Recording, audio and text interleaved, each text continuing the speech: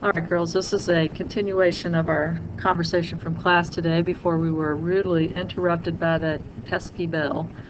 So we were talking about this example where we had the statement from a graduate from last year's finite math class, and she says, if you work hard in finite, you'll do well. We talked about the conclusions that we could draw based on these premises. First one, you work hard in finite. Conclusion is you do well. So given work hard implies do well, and given work hard, you conclude that the person does well, or that you will do well. And we agreed that the next one, don't work hard in finite, that's an example of the fallacy. Trying to conclude that you don't do well would be an example of the fallacy of the inverse. In other words, given work hard implies doing well, it does not necessarily follow from that not working hard implies not doing well. Likewise, you do well in finite. Part B was an example of fallacy of the inverse. Part C is an example of fallacy of the converse. Very similarly to Part B, since the inverse and the converse of the statement are contrapositives of one another, they're logically equivalent to one another, but neither is logically equivalent to the original statement, the original implication. So you do well in finite, that doesn't necessarily mean, based on the information that we're given, that you did well because you worked hard. So you can't conclude that you work hard. If you try to do that, you're guilty of using the fallacy of the converse. The last statement, you don't do well in finite, that means that you didn't work hard, because if we assume that the statement, if you work hard, then you'll do well. If we assume that's a true statement, then its contrapositive is also true, namely, if you don't do well in finite, then you didn't work hard.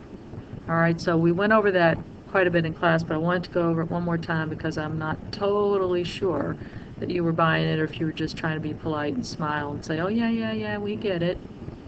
All right, let's move on to the next one here. So suppose that in addition to the advice that you had in number one, namely, if you work hard in finite, then you'll do well, this graduate also says, if you do well in finite, then you'll impress your little sister. So you got two implications here. If you work hard, then you'll do well. And if you do well, then you'll impress your little sister. Now I'm going to attempt to write on this thing with this pen. This may or may not work well. We'll see how it does here. So if you work hard, then you'll do well. Whoops. See, I messed up already. I need to undo that. Practice using my eraser here. If you work hard, whoops. Okay, I didn't realize I was going to be providing you with entertainment with this, but maybe I am. Work hard implies that you do well. Do well implies you'll impress your little sister. So suppose that you're given then that you do work hard, H. Well, that H implies W, so we can conclude W. That's by modus ponens, which we talked about in class today. We also have W implies I. We can link these two guys together using that law of syllogism that we talked about on Monday. So we could write this statement as H implies I, because H implies W, W implies I. Put those together by the law of syllogism and we get H implies I.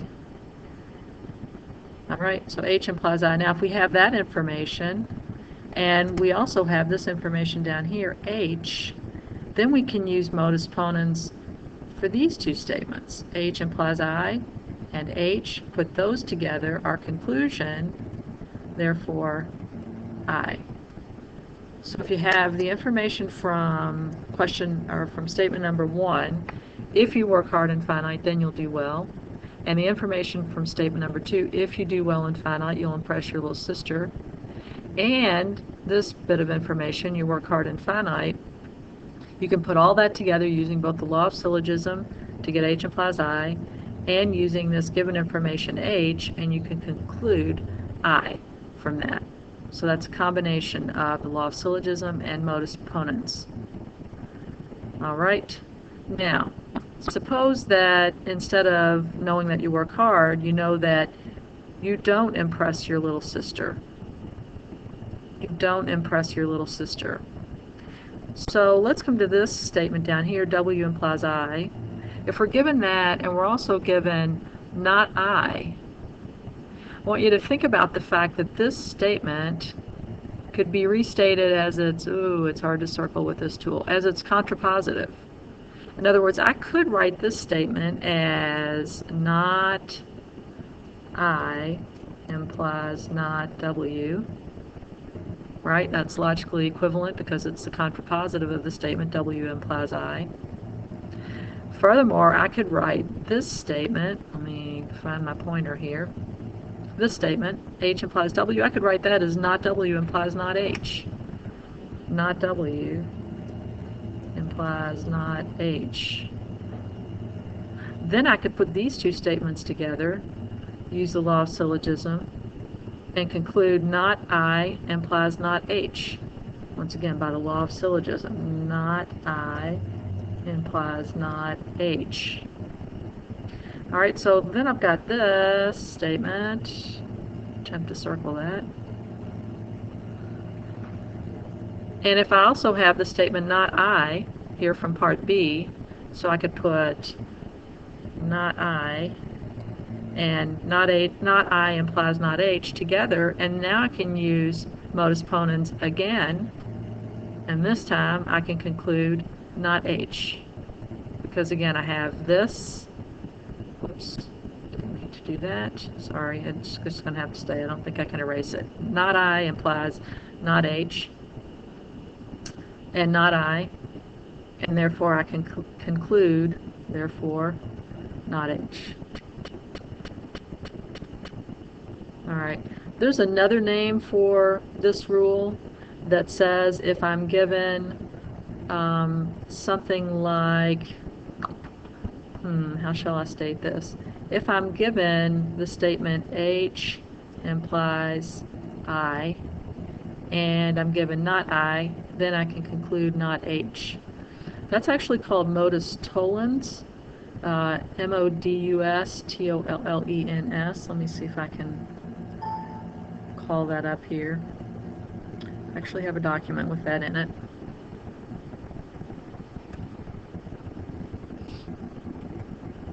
Modus tollens. So this one is the mode that denies. It says, given P implies Q and not Q, I can conclude, whoops, how'd you like how I wrote that without turning on my little marker? Let's try it again. Given P implies Q and not Q, I can conclude not P. Modus tollens, the mode that denies. It's very much like modus ponens. In that case, I was given P implies Q and P, and I concluded Q. Modus tollens, I'm given P implies Q and not Q, I conclude not P.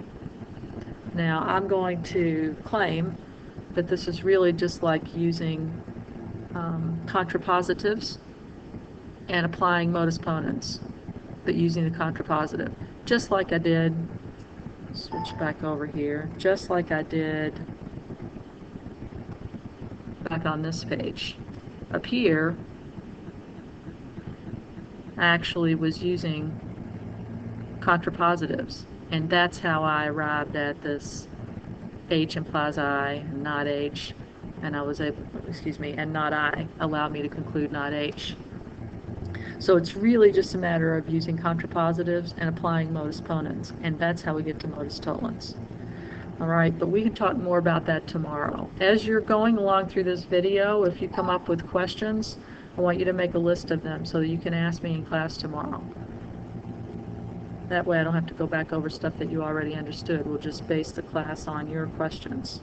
All right, so modus tollens, mode that denies. All right, whoops, that's not what I want. Let's go back over here. And I'm going to just clear this writing off. Let's see. Pause the recording for a second while I think. All right, here we go again. Let's look at part 2C here. You don't work hard and finite. So we've already put together the statements. If you work hard and finite, then you'll do well. If you do well, then you'll impress your little sister. We put those together using the law of syllogism and came up with, if you work hard and finite, then you'll impress your little sister. Suppose that this time you're given what's listed here in part C. You don't work hard and finite. You don't work hard and finite. In other words, not H. Please, oh please, don't ever try to use this information. H implies I and not H. Don't try to put those together and conclude not I. You know better than that, right? That's the fallacy. I'm going to have you figure out which fallacy that is. Which one is it? H implies I and not H. If you try to conclude not I from that, which fallacy are you using? Very good. Fallacy of the inverse. I know that's what you said. All right. Moving on. So no valid conclusion here in part C. All right, let's get rid of all this writing. Pause the recording for just a minute. All right, let's pick up here with item number 3. Suppose that this sage finite, former finite student also says to you, I read my finite book, or I achieved below my potential. So I've represented that by R for read my finite book and B for achieving below my potential. Suppose that you have the additional information that she didn't read her finite book. In other words, not R. So you know either R or B is the case, but then you're given that it's not R. And so the logical conclusion that I hope you're coming to that must follow from this is B. Therefore, B. Okay, this is called the disjunctive syllogism. Disjunctive syllogism. Let's take a look over here. Disjunctive syllogism. And this just says, switch back over to my pen here. This says if you're given P or Q, and you're given not P, then you can conclude Q must follow from that. So if you know it's one or the other, and it's not the first one, then it must be the second one. Okay, another way to state this, let's say that you're given P or Q, and you're given not Q, then you can conclude P from that. Once again, one or the other, not the second one, therefore must be the first one. All right, disjunctive syllogism. We talked about that a little bit in class the other day. We had kind of a preview of coming attractions moment as we were going over the homework on Monday. I told you we'd be getting to this later, and it's later. Here we are. All right. These are just my notes to myself down here. If you have any questions from this material, I'd like for you to make a list of those. We'll talk about them in class tomorrow. And for practice, just to see how well you understood the material, I want you to do these. These are actually questions from the book, but I didn't tell you to take your book home tonight, so I'm not assuming that you carry it back and forth just to build your muscles. So here we go. This is a little, I used the camera to take a picture of this. It may not be wonderfully clear, so I'm going to read it to you. Number 5. If Smith is elected president, Kuntz will be elected secretary. If Kuntz is elected secretary, then Brown will not be elected treasurer. Smith is elected president. Show that Brown is not elected treasurer. All right, so come up with some letters to represent each portion of those propositions. Write out the propositions.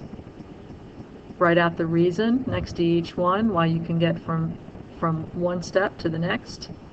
And hopefully the last step that you wind up with is that Brown is not elected treasurer.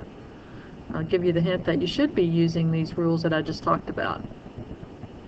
Once again, those are the law of syllogism, modus ponens, which you can abbreviate MP, modus tollens, which you can abbreviate MT, and this disjunctive syllogism, which you can abbreviate DJ, cleverly enough.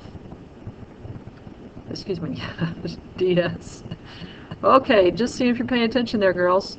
Number 6, either Laura is a good girl or Rob is a good boy. If Danny cries, then Laura is not a good girl. Rob is not a good boy. Does Danny cry? So once again, use letters to represent those statements. Write them out. Go from one to the next and see what logical conclusion you can arrive at based on those rules of logic.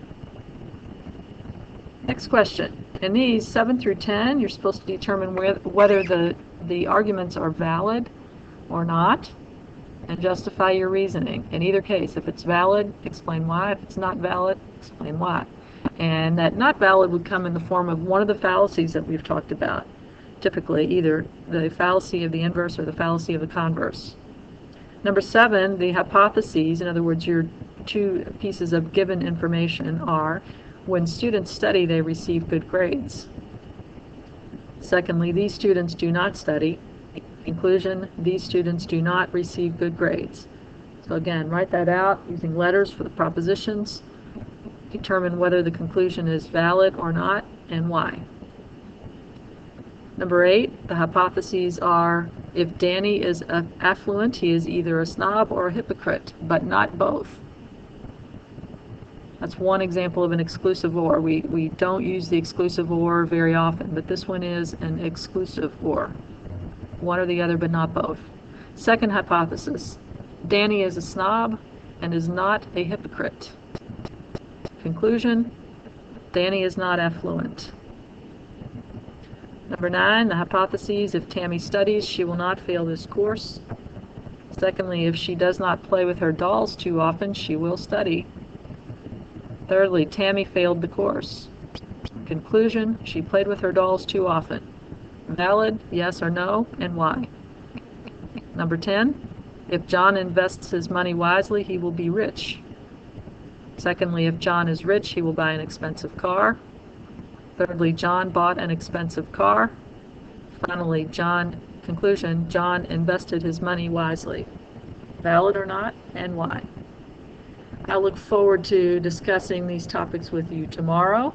I hope you've enjoyed my slightly wobbly video at times, and I'll see you tomorrow.